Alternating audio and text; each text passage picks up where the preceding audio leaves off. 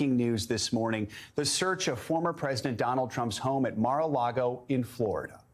Yeah, a source familiar with the situation tells NBC News that the search, which was executed through a warrant by the FBI, was tied to classified information that Trump allegedly took from the White House to Mar-a-Lago before leaving office in January of 2021. A senior U.S. official told NBC News that agents were at Trump's Florida residence for, quote, most of the day as they conducted the search. Now, Trump was not at Mar-a-Lago at the time of the search, and he can be seen here leaving Trump Tower last night here in New York City. The former president did release a statement following the search saying, quote, this unannounced raid on my home was not necessary or appropriate. One of Trump's lawyers, Christina Bobb, told NBC News she was present during the search. She shared this statement saying, quote, President Trump and his legal team have been cooperative with FBI and DOJ officials every step of the way. The FBI did conduct an unannounced raid and seized paper. We have full coverage this morning. In just a moment, NBC News legal analyst Danny Savalas will break down the legal implications facing the former president. But we're going to start with retired FBI Special Agent Jeff Lanza and NBC News national correspondent Gabe Gutierrez, who's outside of Trump Tower in New York City. Good morning to both of you. And Gabe, I will start with you. So first, just give us an overview of this FBI search conducted at Mar-a-Lago yesterday. What were the agents specifically looking for? Oh, well, hey there, Savannah. Good morning. Well, it's hard to know the full scope of this investigation since that search warrant has not been made public. But as you mentioned, according to a source familiar with the search, it was related to classified information former President Trump allegedly took with him to Mar-a-Lago after leaving the White House. Now, another source familiar with the search says that FBI agents seized several boxes of documents. And in February, the National Archives announced that classified material was discovered in 15 boxes of White House records that were stored at the estate, referring the matter to the Justice Department. Now, a Secret Service official tells NBC News that the agency was notified early on Monday of the FBI's intention to execute the search warrant, but the Secret Service did not participate in the search, simply facilitated access to the property yesterday, Savannah. Jeff, I'll bring you in here. So walk us through how the FBI was able to gain a search warrant in order to go into Mar-a-Lago. I mean, what amount of probable cause did they need here? How much coordination was needed between the FBI and the Justice Department to pull this off? Sure. So the FBI is the investigative arm of the Department of Justice. So it's very likely that the Attorney General, the head of Department of Justice, as well as the head of the FBI, Christopher Wray, were involved in this decision to execute the search warrant. Now, but it's not a joint decision between those two agencies. It's approved by a federal judge. So the FBI does the investigation. They determine that there's enough probable cause to indicate that a crime is being committed or has been committed, and that there's evidence of that crime in the place they're going to search. So that's all presented in an affidavit, which will eventually become public. In most cases it is, and then we'll learn more about that when that happens. But that's presented to a federal judge. The judge then decides if what's in the affidavit is based on fact, and if he agrees with the supposition, then the execution of the search warrant takes place. I mean, that's the process for any search warrant, whether you're talking about a former president, a member of the president's staff, or a citizen not associated with any government position. Now, Gabe, how's his legal team responding to this search by the FBI? What have we heard?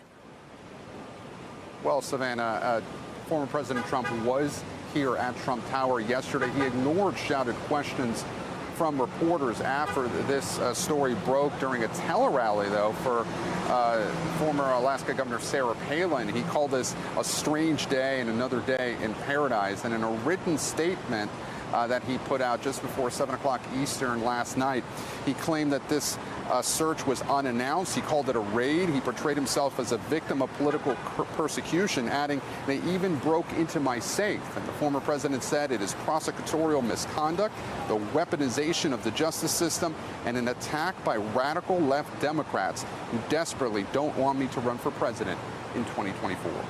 Savannah. And Jeff, put this in context for us. Just how unprecedented is it to see the FBI execute a search like this on the home of a former president and potentially a candidate once again? Yeah, well, it's extremely unusual, but it's not unprecedented when it comes to government officials. There's been other very high-level officials that have been the subject of search warrants, their properties, because of the potential or mishandling of national security documents. But remember this: it may be unprecedented, the location, but the crime itself is a very serious crime. I mean, we're talking about national security documents that are not under the control of the government, not in a protected area potentially, or one that would provide enough protection to keep them safe. Jeff Lanza and Gabe Gutierrez, thank you so much. We appreciate you kicking us off this morning. Now let's bring in NBC News legal analyst Danny Savalos for more on this. Danny, good morning. So first, just tell us, what are the next steps here for the FBI? Hard to say. It depends on what the purpose of the search warrant was, what the crime being investigated is, and what evidence they obtained at Mar-A-Lago. It may be the case that Donald Trump possibly isn't even the target of this criminal investigation. In other words, the mere existence of a search warrant does not necessarily mean that someone is about to be indicted. But it is definitely not a good thing for a client to have a search warrant executed at his home or his office. Mar-a-Lago for Trump is both home and office. So this is not a great sign. I mean, after all, a search warrant can also mean that the FBI didn't feel that a subpoena would do the job. They didn't want to place that trust in Trump and whoever else they wanted to serve the warrant on. And the FBI is essentially saying with a search warrant, no, we will conduct the search ourselves. We don't trust you to do it. We'll obtain it in secret and we'll execute it on surprise. That way, we will maximize the amount of evidence we find. I mean, that's why these are unannounced searches, for this exact reason, so that folks can't start flushing things down the toilet in anticipation of the FBI's arrival. So, Danny, you make the important point that without actually seeing the search warrant, we don't know, what is the focus of an investigation here. But let's just say the former president, that Trump were to be the focus of an investigation by the FBI. What kind of legal issues could that potentially mean he'd be facing? Well, reportedly, it seems that this has to do with supposedly taking classified documents out of the White House or away from the government, so to speak, and into a private home.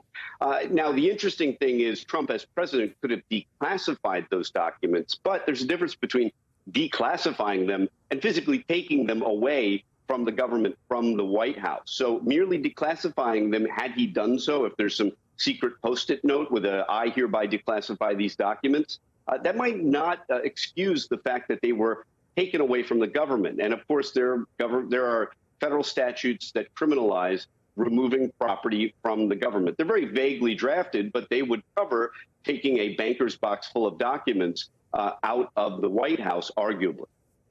Now, could this search potentially, and I suppose whatever this is a bigger part of, lead to an indictment of Trump? And then, importantly, what does that mean about his prospects for running again in 2024?